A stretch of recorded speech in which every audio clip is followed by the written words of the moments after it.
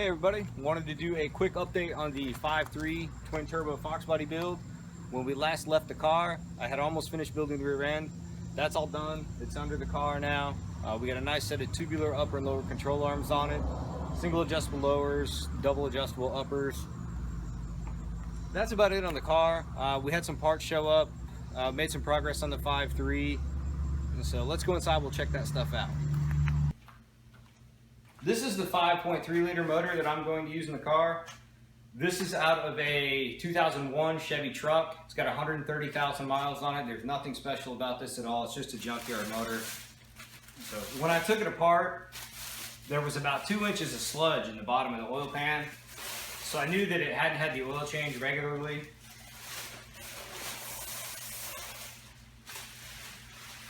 Despite that, when I pulled it apart, the rod bearings and the main bearings look great. Everything was just really dirty. It was exceptionally dirty. So I disassembled the engine. I took the crank, the rods, the pistons out, the cam, all that stuff, all the bearings. Washed the engine, cleaned everything up, cleaned the oil passages out, painted the motor, and reassembled the bottom end, crank rods and pistons. I used some new bearings, which enabled me to adjust the clearances a little bit, something that I'm a little bit more familiar with, a little bit more comfortable with. Instead of using the stock clearances, I set everything up in the bottom end at about 2.5 thousandths. That's a little more typical of like a Gen 1, Gen 2 small block Chevy build than the LS stuff. And so my personal theory on that is that a little more gap in the bearings, a little more bearing clearance, gives me a little bit bigger oil cushion in the bottom end. If I'm trying to make power, that sort of thing, keep the rod bearing from touching the crank from touching the crank bearings, that sort of thing. So I don't really have any empirical data to back that up. That's just something that I think, and maybe that's wrong, I'm not sure, but that's how this one's set up. So I also ran a cylinder hone through the cylinders, and I reused the stock rings and re-gapped them. I shot for about 25 thousandths on the top ring and about 27 thousandths on the second ring. So that's a fairly large ring gap for a street motor, probably right on the edge of having some unacceptable blow-by issues. So, but I really want to push the envelope with the turbos. I really want to try to make some power. So hopefully all that stuff works out. Whether it does or doesn't, everybody will know, because we'll do a video on it. So, like I said outside, I had bought a bunch of parts for the car. We'll do a budget breakdown real quick, and I'll kind of go over those parts and stuff. All right, so everything that you guys have seen, the car, the engine, the transmission, the rear end, all that stuff was $2,157. The new stuff that you guys haven't seen, I got a bunch of stuff to refresh the motor. I got an aftermarket cam for it, some valve springs, oil pump, a new set of lifters, push rods, timing set, timing chain, a variety of gaskets, all that kind of stuff. So I got some stuff to refresh the motor. That was $1,560. To get that motor into the foxbody, I bought a bunch of other stuff. I bought a tubular K-member that's designed for the LS swap into a Fox.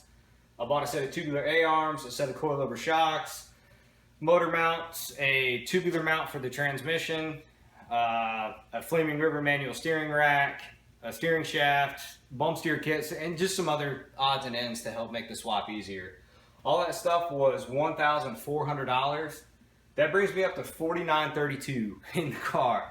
The initial budget was $4,000. That's what I wanted to try to do with the car, was to produce a 10-second time slip for less than $4,000.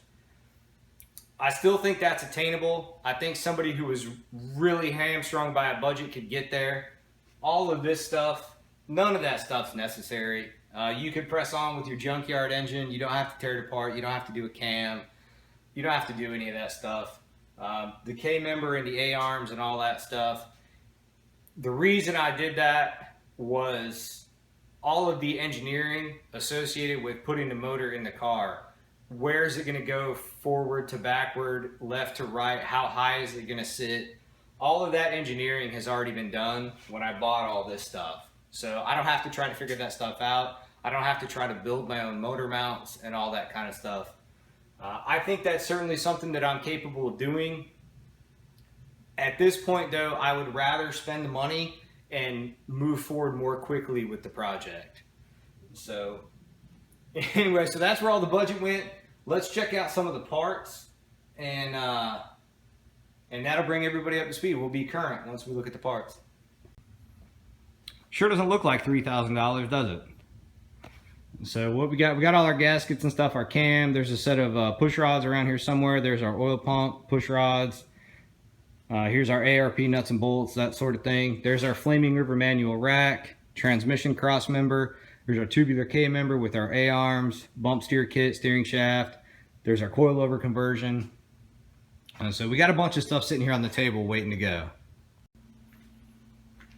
So some of you guys out there right now are wondering, you're asking yourselves, why are all these parts on that table instead of on the car? What is the underground garage waiting for? What's the holdup? The holdup is I'm trying to have as much of the parts together as possible before I disable the car. That way, once the car is torn apart, the build will go as quickly as possible. Right now, the car runs and drives, which is awesome because I don't have to push it.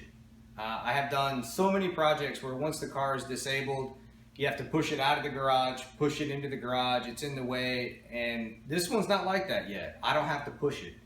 So that's it. I'm just trying to get as much stuff together as I can before I disable the car. The biggest things I'm looking for right now, I need an LS1, LS6 intake, the car intake. I need a set of fuel rails, a set of injectors, the fuel lines. I gotta come up with a pump, just the fuel system, and the car intake for the LS series of motors. Speaking of which, any sponsors out there that want to help out the underground garage with that sort of thing, catch me at the email address at the beginning and the end of the video. I'll be sure to get you up on the channel, that stuff. So